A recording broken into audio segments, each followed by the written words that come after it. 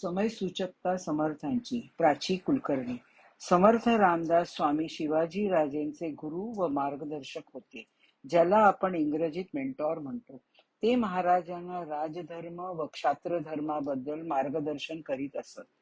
एकदा शिवराय व त्यांचे प्रधानजी अफजल खानाचा कशा रीतीने बंदोबस्त करावा याचा एकांतात खल करीत असताना समर्थांचे पत्र घेऊन एक शिष्य राजश्रींकडे आला. त्याने ते पत्र प्रधानजींना दिले. या पत्रातील मजकूर पुढील प्रमाणे काव्य रूपात होता.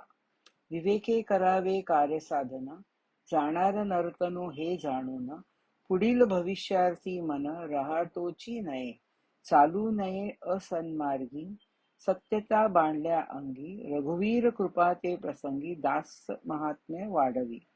रजनीनाथ आणि दिनकर नित्य करीती संचार, घालिताती येर झार, सतत लाविले भ्रमण जगदीशे.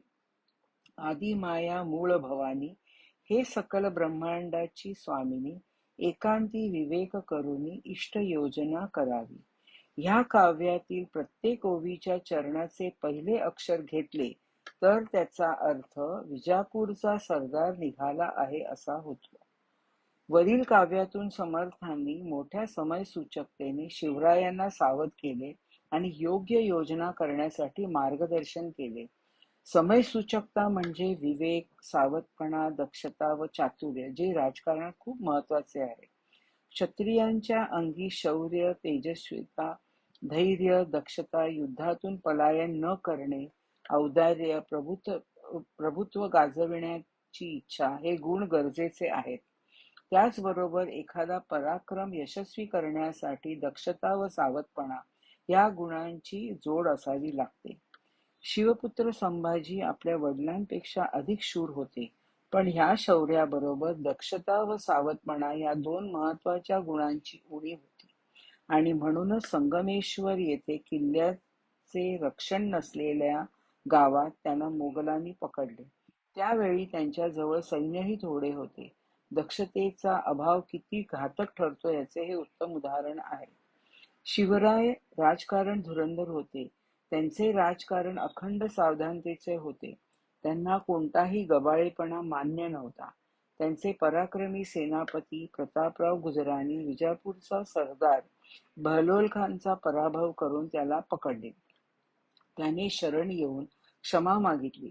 प्रतापरावांनी औदार्य दाखवून त्याला सोडून दिले. ही गोष्ट शिवरायांना आवडली नाही. ह्या ढिलाई करता फटकारले. तेवढ्यात बहलोल खान मोठे सैन्य घेऊन मराठ्यांवर चालून आला.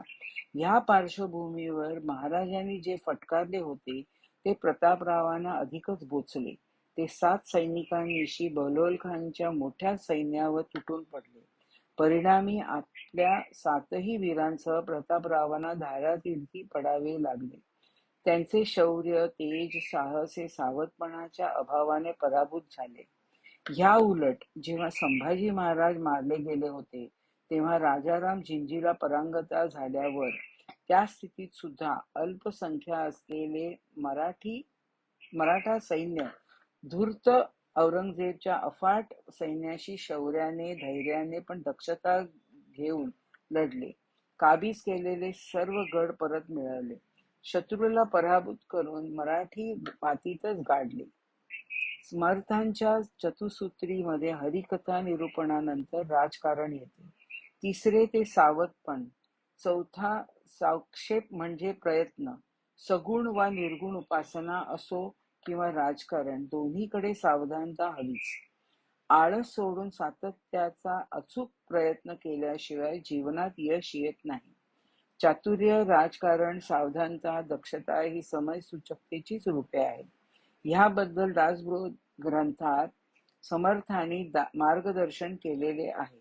शास्त्रधर्मात आणि राजकारणात समयसूचकता किती महत्वाची आहे.